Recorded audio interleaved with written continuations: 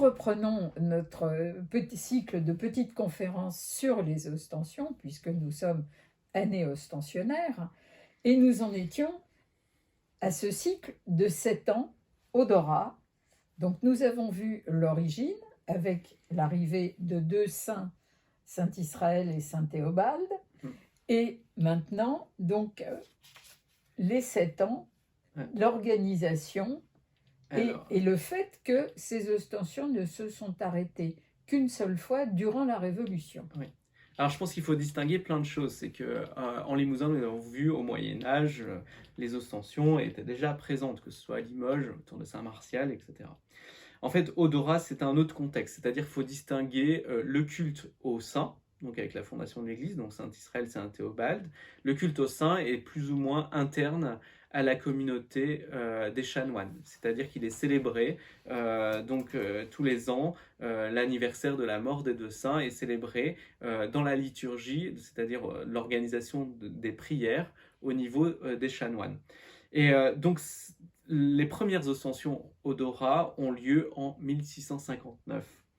Donc il y avait eu probablement d'autres ostensions, c'est-à-dire, mais elles étaient irrégulières, c'est-à-dire qu'on sortait les reliques quand on avait besoin, lors d'une épidémie, lors un événement religieux, la venue de grands personnages. Voilà, donc là, les ostensions avaient probablement eu lieu, elles n'ont pas laissé de traces. Après, il existait une confrérie déjà liée à ces deux saints, la confrérie Saint-Israël, Saint-Théobald, donc ils sont une association de personnes qui organisent le culte autour des deux saints, probablement parfois une organisation aussi constituée de personnes laïques.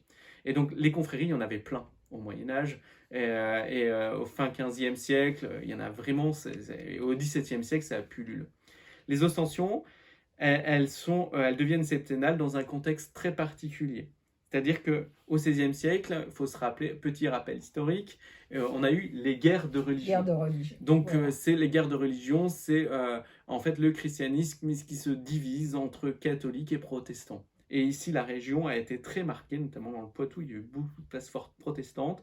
Et donc, l'Église catholique, quand les guerres de religion se terminent, l'Église catholique reprend en main les choses et donc va s'organiser, va essayer de, réévangéliser les personnes, d'abord les villes et puis après les campagnes. Et nous avons ici, juste à côté du Dorat, à cette époque-là, Antoine de Fénelon, qui est marquis de Magnac, actuellement marquis de Magnac-Laval, la ville de Magnac-Laval. Donc ce marquis de Magnac, Antoine de Fénelon, était un personnage très engagé au niveau de ce qu'on a appelé la contre-réforme catholique, c'est-à-dire la lutte contre le protestantisme. Et donc c'est dans ce contexte-là que les ostensions sont installées. Ce que je propose, comme c'est long, c'est de faire une vidéo bis. Donc la suite aux prochains épisodes. À tout à l'heure.